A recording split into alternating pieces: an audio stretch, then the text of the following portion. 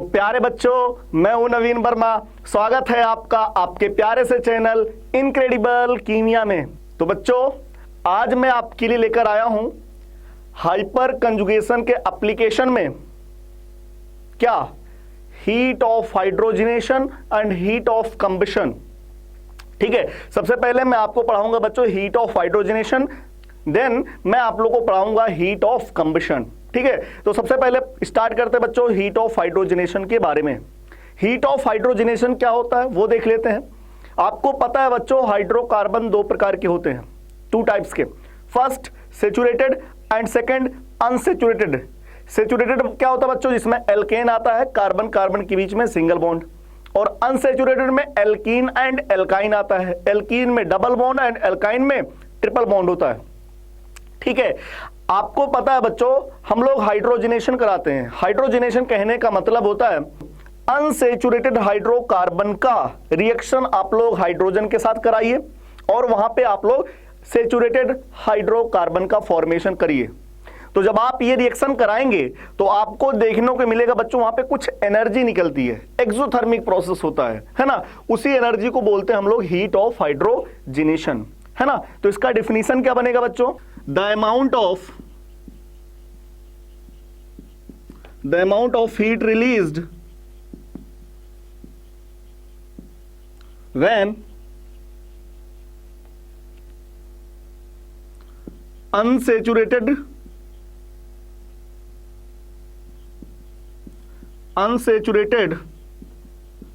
hydrocarbon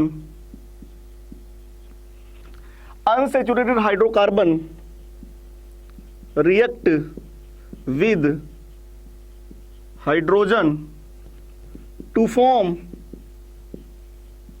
saturated hydrocarbon। तो बच्चों, unsaturated hydrocarbon hydrogen से रिएक्शन करके सेचुरेटेड हाइड्रोकार्बन का फॉर्मेशन करे तो वहां पे आपको एनर्जी रिलीज होते देखने को मिलेगा। उसी जो वहां पे एनर्जी रिलीज हो रही बच्चों, उसी एनर्जी को हम लोग बोलते हैं हीट ऑफ हाइड्रोजनेशन। इसे अपन लोग रिप्रेजेंट करते हैं डेल्टा हाइड्रोजनेशन H से। ठीक है, लाइक देखिएगा बच्चों, जैसे मैंने एल्कीन लिया है ना, इसका रिएक्शन जब बच्चों आप लोग हाइड्रोजन के साथ कराएंगे, यहां पे आपको बच्चों कैटलिस्ट लेना पड़ेगा। निकिल ले लीजिए या प्लेटिनम ले लीजिए या प्लेटिनम ले लीजिए, है ना। कैटलिस्ट क्या करता है बच्चों, सरफेस एरिया प्रोवाइड करने का काम करता है, जिससे रेट ऑफ रिएक्शन बढ़ जाती है, स्पीड थोड़ा सा बढ़ जाती है ना। अब देखिएगा, हाइड्रोजन जानते हैं बच्चों, इस पाई बॉन्ड को डिसोसिएट करेगा। यहां से पाई बॉन्ड डिसोसिएट होता है और हाइड्रोजन जाकर के बच्चों यहां पे फॉर्मेशन करता है, हाइड्रोजन जाकर के यहां पे जुड़ जाता है। तो प्रोडक्ट क्या बनेगा, RCH2 single bond CH2 single bond R। ठीक, देखिएगा बच्चों, ये पहले था अनसेचुरेटेड, एल्कीन था, और अब क्या हुआ, सेचुरेटेड। तो यहां पे क्या मिलेगा, एनर्जी रिलीज होगा, और इसी एनर्जी को क्या बोलेंगे अपन लोग, डेल्टा हाइड्रोजनेशन H। ठीक है, या आप एल्काइन ले लीजिए, एल्काइन लेंगे बच्चों, RC triple bond C bond R। Alkyne लेंगे, उसका रिएक्शन हाइड्रोजन के साथ कराएंगे, निकिल प्लेटिनम प्लेटिनम, है ना। तो बच्चों यहां पे देखिएगा, दो पाई बॉन्ड है और दो पाई बॉन्ड के लिए दो मॉलिक्यूल, 2 मोल हाइड्रोजन लेना पड़ेगा, तो 2 मोल ले लिया, है ना। तो देखिएगा बच्चों क्या बनेगा, R, 2 हाइड्रोजन यहां पे, 2 हाइड्रोजन यहां पे, RCH2 single bond CH2 single bond R। तो यहां पर भी क्या होगा, एनर्जी रिलीज होगी, और उसी एनर्जी को बच्चों हम लोग क्या बोलेंगे, हीट ऑफ हाइड्रोजनेशन, है ना। तो क्वेश्चंस क्या बनेगा, क्वेश्चंस आपको 2 3 4 मॉलिक्यूल दिए जाएंगे बच्चों, है ना। उसमें पूछेगा किस मॉलिक्यूल के अंदर हीट ऑफ हाइड्रोजनेशन ज्यादा होगा और किस मॉलिक्यूल के अंदर हीट ऑफ हाइड्रोजनेशन कम होगा। सीक्वेंस आपको लिखना रहेगा। तो अगर आपको हीट ऑफ हाइड्रोजनेशन का मॉलिक्यूल्स के अंदर सीक्वेंस देखना है तो बच्चों दो पॉइंट हम लोग देखते हैं। सबसे फर्स्ट पॉइंट हम लोग देखते हैं नंबर ऑफ पाई बॉन्ड। जितना ज्यादा पाई बॉन्ड रहेगा बच्चों उतने ज्यादा एनर्जी रिलीज होगी। अरे एक पाई बॉन्ड है तो मान लीजिए एक पाई बॉन्ड पे 10 किलो जूल एनर्जी रिलीज हो रही है, तो दो पाई बॉन्ड रहेगा तो 20 निकलेगा, है ना। तो जितना ज्यादा पाई बॉन्ड रहेगा मॉलिक्यूल के अंदर उतना ही ज्यादा एनर्जी रिलीज होगा। सबसे पहले हम लोग यही चेक करते हैं। सेकेंड पॉइंट, अगर बच्चों अगर देखिएगा अगर मॉलिक्यूल के अंदर पाई बॉन्ड सेम है तो फिर हम लोग देखते हैं स्टेबिलिटी, एल्कीन की या एल्काइन की स्टेबिलिटी देखेंगे, है ना। जिसकी स्टेबिलिटी ज्यादा बच्चों वहां पे हीट ऑफ हाइड्रोजनेशन कम होता है, मतलब इनवर्सली प्रोपोर्शनल होता है, ठीक है। तो चलिए लिख लेते हैं बच्चों, उसको नोट कर लेते हैं अपन लोग। तो देखिएगा बच्चों, heat of hydrogenation directly proportional to number of pi bond. जितना ज्यादा पाई बॉन्ड रहेगा उतना ही ज्यादा हीट ऑफ हाइड्रोजनेशन होगा। सेकेंड पॉइंट हम लोग देखते हैं बच्चों, heat of hydrogenation inversely proportional to stability of molecule की स्टेबिलिटी देखते हैं बच्चों, और उसके इनवर्सली प्रोपोर्शनल। आपको पता है स्टेबिलिटी दो फैक्टर पे डिपेंड करती है, एक तो हाइपर कंजुगेशन पे और एक रिजोनेंस पे, है ना। तो बच्चों डायरेक्टली प्रोपोर्शनल होता है stability of molecule, directly proportional होता है किसके, रिजोनेंस के। जितना ज्यादा रिजोनेंस रहेगा स्टेबिलिटी ज्यादा होगा, और अगर मॉलिक्यूल की स्टेबिलिटी ज्यादा होगा तो हीट ऑफ हाइड्रोजनेशन क्या हो जाएगा, कम हो जाएगा। फिर और directly proportional to hyperconjugation directly proportional to alpha hydrogen, है ना। तो बच्चों अगर मॉलिक्यूल के अंदर रिजोनेंस ज्यादा रहेगा तो स्टेबिलिटी ज्यादा रहेगा, तो हीट ऑफ हाइड्रोजनेशन कम होगा। या अल्फा हाइड्रोजन अगर एल्कीन या एल्काइन के अंदर ज्यादा है, अगर अल्फा हाइड्रोजन ज्यादा रहेगा बच्चों तो इस एल्कीन या एल्काइन का स्टेबिलिटी ज्यादा होगा, और अगर स्टेबिलिटी ज्यादा होगा तो वहां पे हीट ऑफ हाइड्रोजनेशन कम होगा, ठीक है। तो चलिए इस पे बेस्ड अब अपन लोग बहुत सारे क्वेश्चंस करेंगे अच्छे से अच्छे, ताकि अपने नीट और जेईई में जो भी क्वेश्चन आए क्वेश्चन इस पे बेस्ड बन जाए, ठीक है बच्चों। तो चलिए स्टार्ट करते हैं क्वेश्चंस। फर्स्ट क्वेश्चन में चारों मॉलिक्यूल क्या है, एल्कीन है। सभी में सबसे पहले हम लोग पाई बॉन्ड गिनेंगे, एक पाई बॉन्ड, एक पाई बॉन्ड, एक पाई बॉन्ड, एक पाई बॉन्ड। चारों मॉलिक्यूल में pi bond, number of pi bond क्या है बच्चों, सेम है।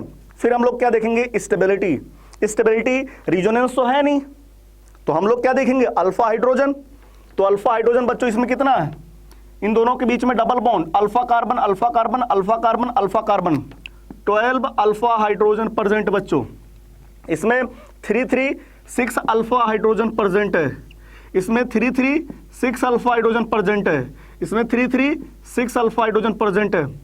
बच्चों देखिएगा मैंने आप लोग को बताया था इस मॉलिक्यूल में स्टेबिलिटी का ऑर्डर, इसके जस्ट पहले वाले लेक्चर में इन चारों मॉलिक्यूल में स्टेबिलिटी का ऑर्डर बताया था, है ना। तो अब देखिएगा अगर मैं बात करूं तो सबसे ज्यादा अल्फा हाइड्रोजन इसमें है, हाँ। तो अगर अल्फा हाइड्रोजन ज्यादा है तो स्टेबिलिटी ज्यादा, हाँ। तो अगर स्टेबिलिटी ज्यादा तो क्या हीट ऑफ हाइड्रोजनेशन कम, तो सबसे कम हीट ऑफ हाइड्रोजनेशन किस में रहेगा बच्चों, फर्स्ट में रहेगा, सबसे कम रहेगा, है ना। अब बात करें second, third and fourth molecule की, तो जिसमें सबसे कम स्टेबिलिटी उसमें हीट ऑफ हाइड्रोजनेशन सबसे ज्यादा।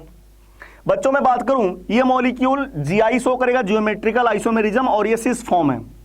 इस मॉलिक्यूल में जीआई नहीं है, अब इस मॉलिक्यूल में भी जीआई शो कर रहा है और ये ट्रांस मॉलिक्यूल है, ठीक है। अगर मैं बात करूं डबल बॉन्ड की शिफ्टिंग कराएंगे बच्चों, डबल बॉन्ड की जब शिफ्टिंग कराएंगे हाइपर कंजुगेशन में, तो यहां नेगेटिव चार्ज आएगा और उस पर मेथिल का प्लस आई इफेक्ट लगेगा, स्टेबिलिटी को थोड़ा सा कम करेगा। यहां पे नेगेटिव चार्ज आएगा और हाइड्रोजन का कोई इफेक्ट नहीं रहेगा, तो इसकी स्टेबिलिटी ज्यादा। और यहां पे भी बात किया जाए तो प्लस आई इफेक्ट, है ना।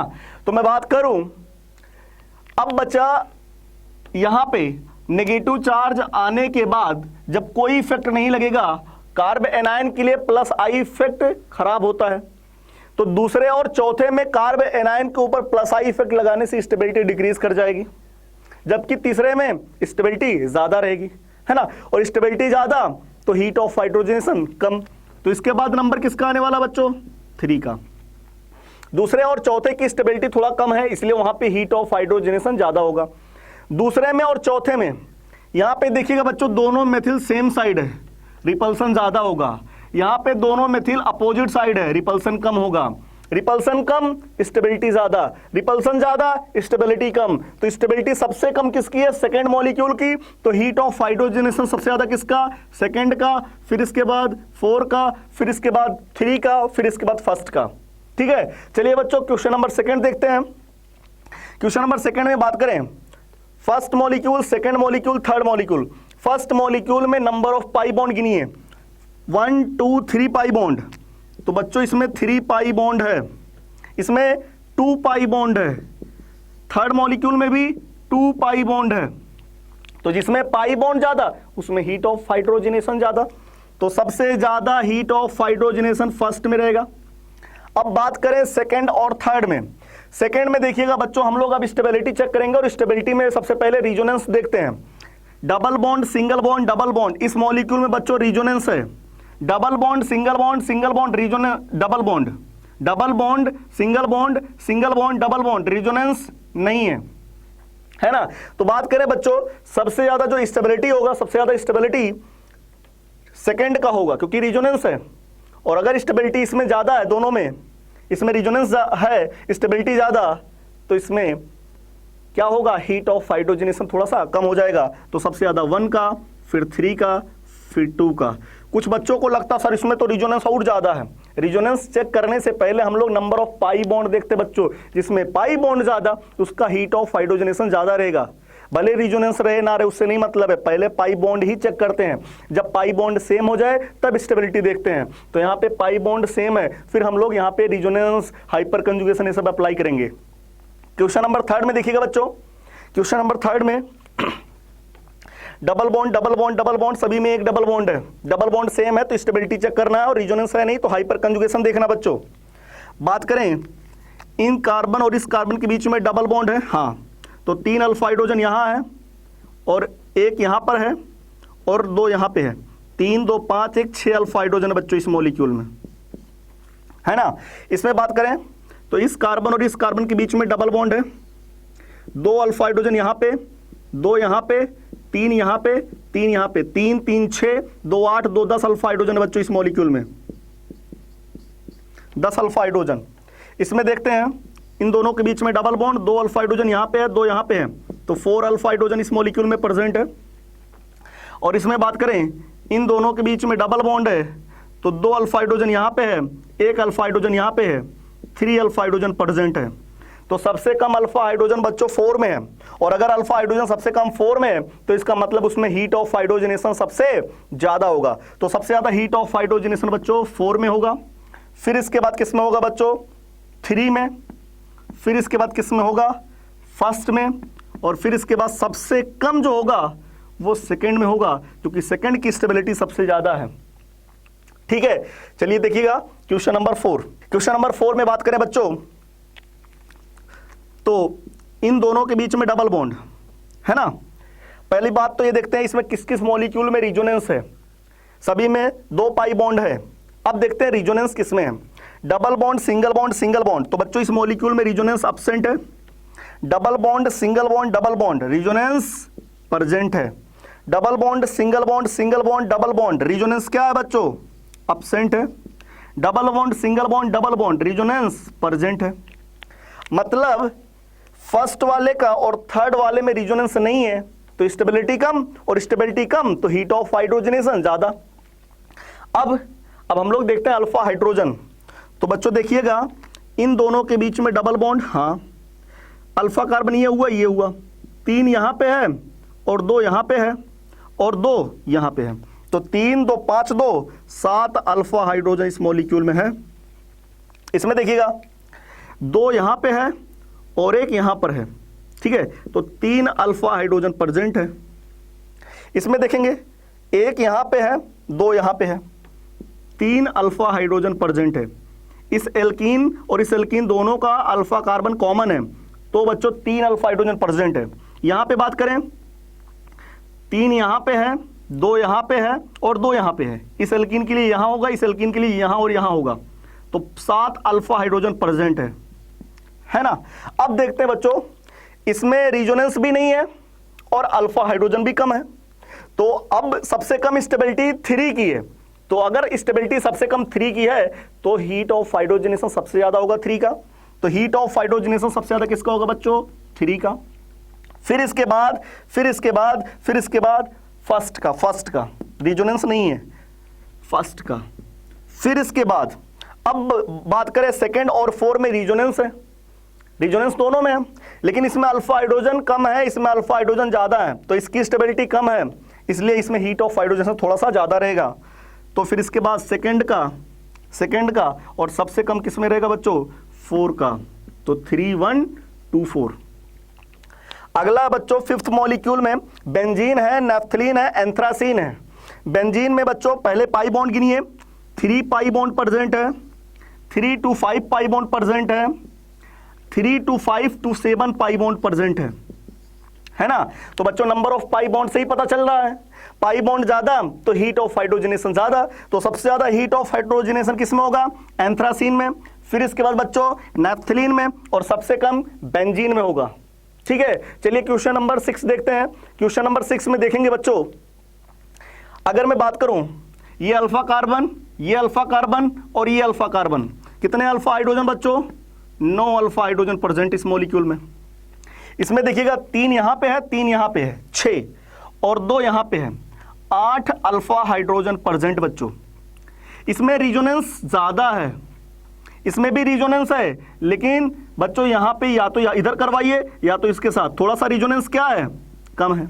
और इसमें तो रिजोनेंस ही नहीं है, इसमें तो रिजोनेंस ही नहीं है। ठीक है, तो मैं बात करूं सबसे ज्यादा स्टेबिलिटी फर्स्ट की है। क्यों? क्योंकि उसमें रिजोनेंस है, बहुत ज्यादा रिजोनेंस है। देखिएगा 3 पाई बॉन्ड का कंजुगेट सिस्टम प्रेजेंट है, इसमें थोड़ा सा रिजोनेंस कम हो गया है। अगर इसके साथ करेगा तो यहां पे पूरा नहीं पहुंच पाएगा, या तो इसके साथ करे या तो इसके साथ रिजोनेंस करे, है ना। तो यहां पे थोड़ा सा रिजोनेंस कम है और इसमें तो रिजोनेंस ही नहीं है। तो अगर रिजोनेंस नहीं है तो स्टेबिलिटी सबसे कम, और स्टेबिलिटी सबसे कम तो हीट ऑफ हाइड्रोजनेशन सबसे ज्यादा। तो बच्चों हीट ऑफ हाइड्रोजनेशन सबसे ज्यादा होगा सी का, फिर इसके बाद बी का, और सबसे कम होगा ए का, क्योंकि ए की स्टेबिलिटी क्या है बच्चों? मैक्सिमम है। स्टेबिलिटी कैसा है? मैक्सिमम स्टेबिलिटी है इन तीनों में। ठीक है, तो ये था हीट ऑफ हाइड्रोजनेशन पर बेस्ड अच्छे से अच्छे क्वेश्चन, आपके सारे कॉन्सेप्ट क्लियर हो जाएंगे। तो चलिए बच्चों, अब मैं आपके सामने लेकर आ रहा हूं हीट ऑफ कंबशन। ओके, तो इसको भी पढ़ लेते हैं, हीट ऑफ कंबशन को। फिर इसके बाद अपने जितने भी क्वेश्चंस हीट ऑफ कंबशन और हीट ऑफ हाइड्रोजनेशन पर रहेंगे या क्वेश्चन करेंगे वो सारे बन जाएंगे। ठीक है, तो चलिए बच्चों, अब मैं आपके सामने लेकर आया हूं heat of combustion. Heat of combustion क्या होता है बच्चों? किसी भी सब्सटेंस को जला दीजिए, है ना, in the present of air, air के प्रेजेंस में आप उसको कंबशन कराइए, तो बच्चों वहां पे कुछ एनर्जी रिलीज होती है। मतलब कंबशन रिएक्शन कैसा होता है? एक्सोथर्मिक प्रोसेस होता है ना। तो जो एनर्जी रिलीज होती है बच्चों, उसी को अपन लोग बोलते हैं हीट ऑफ कंबशन। तो अपन लोग क्या बोलेंगे? डिफिनीशन क्या होगा? The amount of energy released by the complete combustion of any compound is known as heat of combustion, है ना। तो बोलेंगे the amount of energy released by the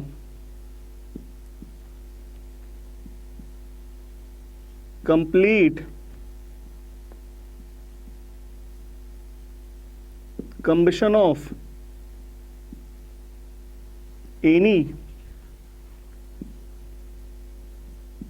any compound is called as heat of combustion, है ना बच्चों। जब भी आप लोग किसी भी सब्सटेंस को जलाइए, तो बच्चों वहां पे एनर्जी रिलीज होती है और उसी एनर्जी को अपन लोग बोलते हैं हीट ऑफ कंबशन। लेकिन अगर किसी भी सब्सटेंस के अंदर कार्बन प्रेजेंट है और हाइड्रोजन प्रेजेंट बच्चों, तो वहां पे आप कंबशन कराएंगे तो आपको CO2 और वाटर का फॉर्मेशन देखने को मिलेगा। मतलब क्योंकि कंबशन रिएक्शन O2 के प्रेजेंस में कराया जाता है और सब्सटेंस जो ऑर्गेनिक सब्सटेंस आप लिए हैं उसके पास अगर कार्बन हाइड्रोजन है तो बच्चों पक्का वहां पे CO2 और वाटर का फॉर्मेशन होगा। ठीक, जैसे एग्जांपल देखिएगा बच्चों, जैसे हमने ले लिया methane.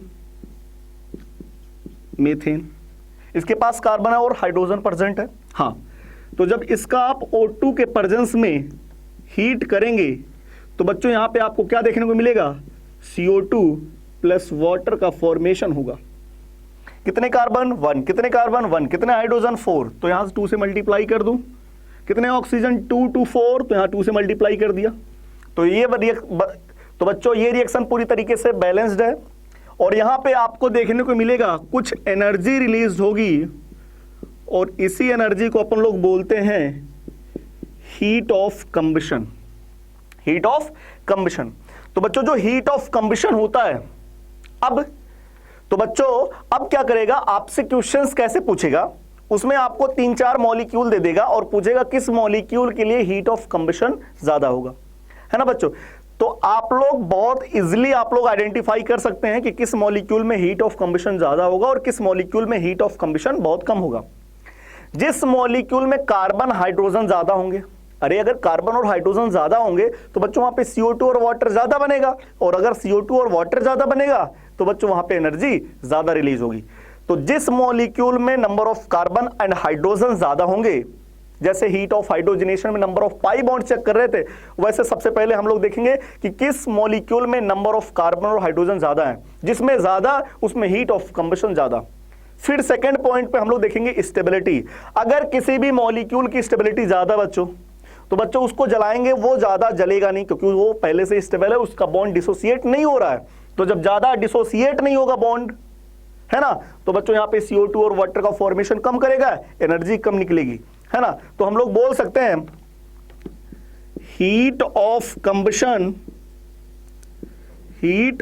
Combustion directly proportional to number of carbon and hydrogen in molecule.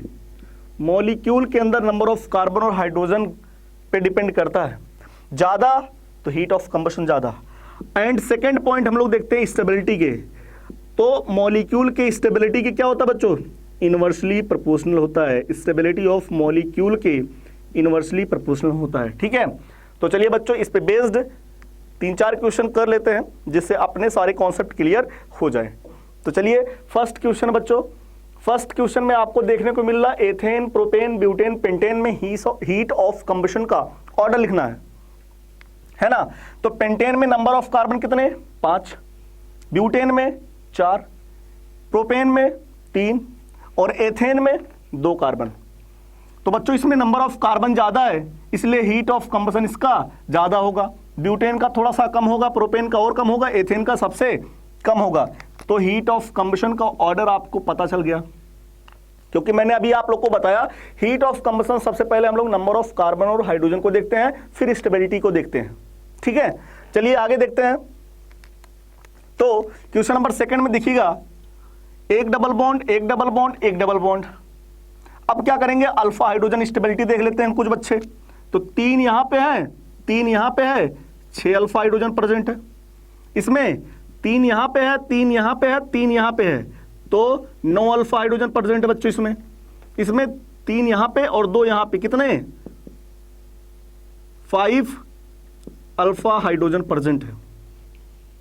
ठीक है, तो क्या कुछ बच्चे क्या करते हैं कि सबसे ज्यादा स्टेबिलिटी इसकी, और अगर इसकी स्टेबिलिटी ज्यादा तो हीट ऑफ हाइड्रोजनेशन इसका सबसे कम, तो सबसे ज्यादा इसका करते हैं, फिर इसका करते हैं, फिर इसका करते हैं। लेकिन ये गलत है बच्चों, क्यों, क्योंकि सबसे पहले हम लोग देखते हैं number of carbon and hydrogen. तो अगर मैं फर्स्ट वाले मॉलिक्यूल में बात करूं तो 1 कार्बन, 2 कार्बन, 3 कार्बन और 4 कार्बन है। सेकेंड मॉलिक्यूल में 1 2 3 4 5 कार्बन है। थर्ड वाले मॉलिक्यूल में 1 2 3 4 5। तो सेकेंड और थर्ड में नंबर ऑफ कार्बन और हाइड्रोजन ज्यादा है, इसलिए सेकेंड और थर्ड का हीट ऑफ कंबशन ज्यादा होगा, फर्स्ट का सबसे कम होगा क्योंकि नंबर ऑफ कार्बन ही कम है। अब सेकेंड और थर्ड में तो इसकी स्टेबिलिटी कम, इसलिए हीट ऑफ कंबशन ज्यादा है। तो सबसे ज्यादा हीट ऑफ कंबशन किसका? थर्ड का, फिर इसके बाद सेकेंड का, और फर्स्ट वाले का सबसे कम इसलिए है क्योंकि उसमें नंबर ऑफ कार्बन ही कम है। ठीक है, चलिए देखते हैं question number third. Question number third में बच्चों सभी में नंबर ऑफ कार्बन और हाइड्रोजन सेम है, एंड मैं बात करूं डबल बॉन्ड, 2 डबल बॉन्ड इसमें है, 2 डबल बॉन्ड इसमें है, 2 डबल बॉन्ड इसमें है। बट मैं बात करूं फर्स्ट मॉलिक्यूल में बच्चों रिजोनेंस नहीं है, डबल बॉन्ड के बीच में गैपिंग दूर दूर है, काफी ज्यादा गैपिंग है। सेकेंड मॉलिक्यूल में double bond, single bond, double bond, resonance present है बच्चों। थर्ड वाले मॉलिक्यूल में double bond, single bond, double bond, resonance present बच्चों। और इसमें रिजोनेंस होने की वजह से double bond, single bond, double bond, single bond, पूरे रिंग के अंदर रिजोनेंस है। और ये मॉलिक्यूल कैसा है बच्चों? एंटी एरोमेटिक बन गया, 4 पाई इलेक्ट्रॉन का। इन दोनों मॉलिक्यूल ये कैसे हैं? नॉन एरोमेटिक, और ये भी कैसा है? नॉन एरोमेटिक, क्योंकि पूरे रिंग में रिजोनेंस नहीं है। ठीक है, जबकि इसमें एक रिंग में कंप्लीट रिंग के अंदर रिजोनेंस आ गया और नॉन एंटी एरोमेटिक बन गया। तो अगर बात करें बच्चों नॉन एरोमेटिक कंपाउंड की स्टेबिलिटी ज्यादा होती है और एंटी एरोमेटिक कंपाउंड की स्टेबिलिटी कम होती है।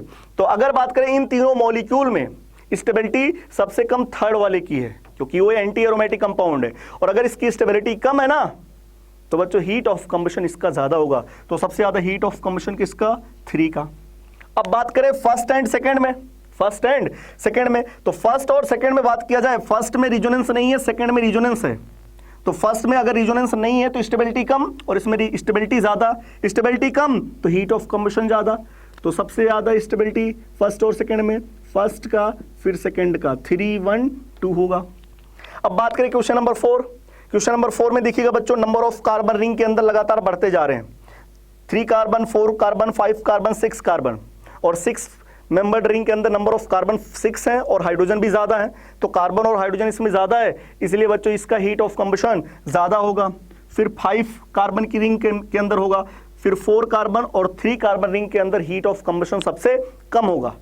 लेकिन अब एक बच्चा बोला सर ये तो आपने नंबर ऑफ कार्बन और हाइड्रोजन के बेसिस पे किया ना सर? हाँ सर, अगर स्टेबिलिटी के बेसिस पे करेंगे तब सर 3 कार्बन रिंग की स्टेबिलिटी बहुत कम होती है और 6 मेंबर्ड रिंग की स्टेबिलिटी सबसे ज्यादा होती है। हाँ सर, अगर इसकी स्टेबिलिटी कम है तो हीट ऑफ कंबशन सबसे ज्यादा इसका होना चाहिए ना।